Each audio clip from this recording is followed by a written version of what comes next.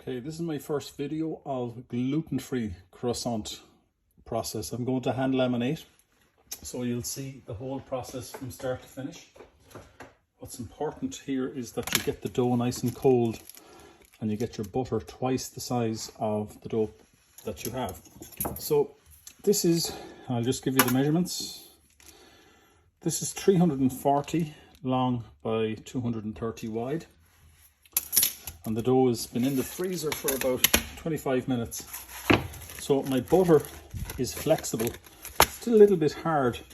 So I'm just going to further advance the size of a small bit because it's important that the butter and the dough are of similar consistency. Now this is new research for me. I haven't made gluten-free pastries very often. I've been doing a bit of work on this. So I'm just showing you my technique, okay? This is what works for me.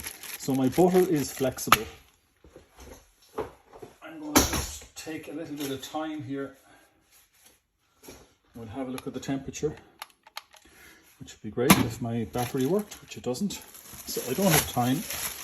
I need to work this quite quickly. So I'm working on, as you can see, on a pizza table. My dough is quite nice.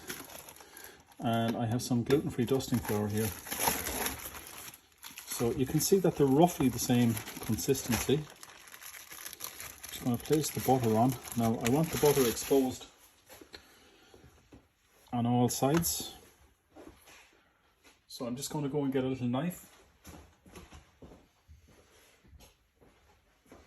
And I'm just going to cut the sides when I fold it over. Okay. I'm going to fold that over. I'm going to cut the side all the way through because I want to expose the butter.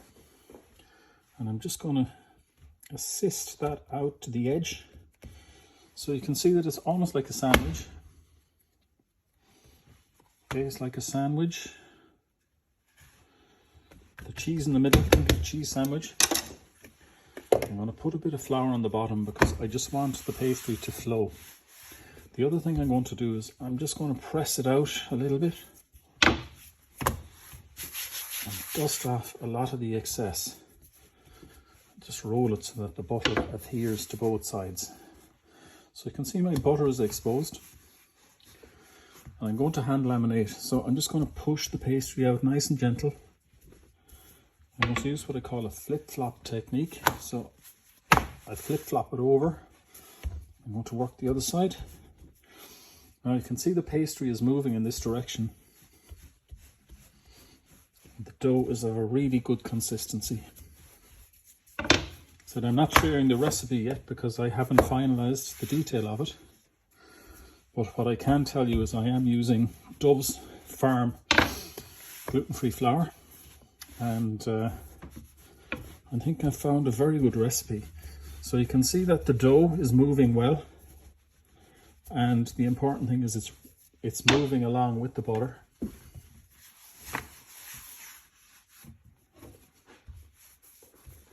So again, I'm just pushing and you can see it's very important. The pastry is moving as I push the rolling pin. So the pastry is never ever stuck to the table. And that's really important.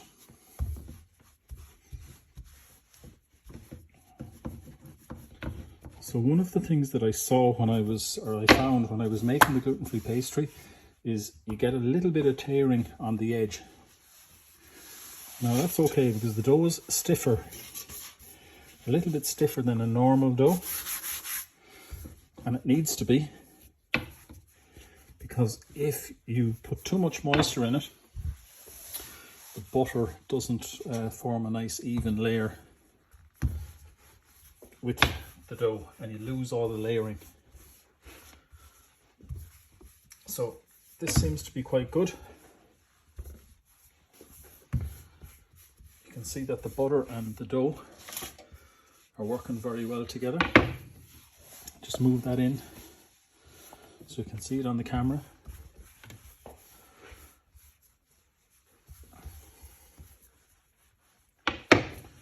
Now I'm going to fold one end in here. I'm going to give what we call a book fold, and I'm doing it to one side. And as you can see, it's a little bit uneven, but that's absolutely fine. And what I'm going to do here is, with the torn edges, I'm literally just going to flatten it out, and using a small rolling pin, I'm just going to roll that out a little bit, just to merge the pastry top and bottom. I'm not too worried about this because I'm going to trim. Okay, see that? I'm trimming off the pieces, and I'm just using them to fill in there on the join. And I'm going to do the same on this side. I'm going to trim, and in this way we get perfect amalgamation of the dough and the butter.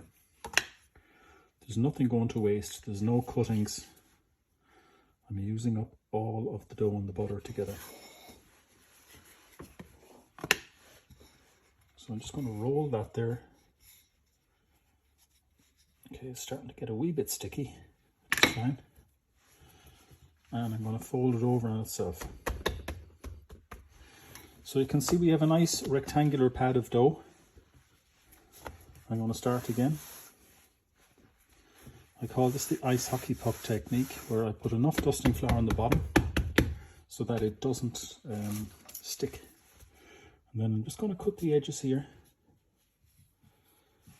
and I'm going to cut the big edge here. Now, here we have the dough. I'm going to give it a second roll. Okay, so I'm rolling up and down, just using the weight of my hands. And then I'm going to flip it up. So I'm going to put a little bit of flour on it. Flip it.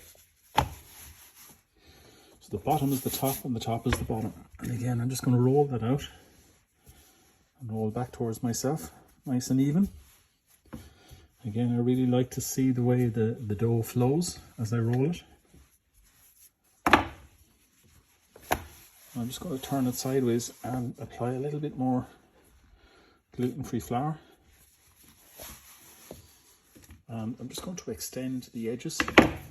Just put that in there a little bit easier, closer so you can see it. So I'm going to push this out, and then I'm going to come back.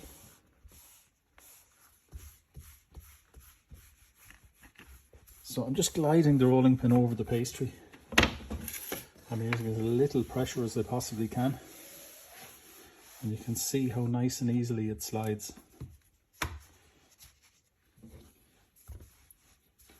So again, just position the pastry so you get the best view. Just going to slide this out. And just roll it out again. Give the edges a small roll. And one more time I'm going to give it a book turn. So I'm going to fold this side in.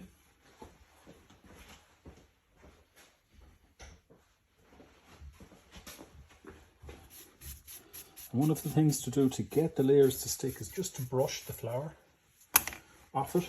The other thing you can do is literally just give it a tiny spray of a water spray. And again, I'm just going to pull that in there. And again, I only use this technique for gluten-free. I'm just going to cut just to get rid of those kind of torn sides, using just a scraper. And I'm only trimming the very bare minimum. I want to keep a nice straight line. And I also want to ensure that there's literally no waste of the pastry, because gluten-free flour is very expensive and we want to use every single bit that we can. So again, I'm just going to press that down with my hand. I'm going to brush.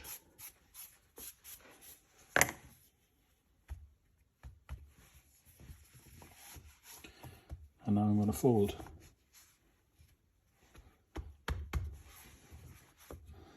So I've given the pastry a lock-in 3, and I've given it 2 book turns. So I'm just going to roll it flat. The reason that I'm rolling it, well, when I say flat, I'm going to roll it out to about 12 mil thick. And the reason I'm doing that is I'm going to wrap it again and put it back into the freezer for about a half an hour just to chill.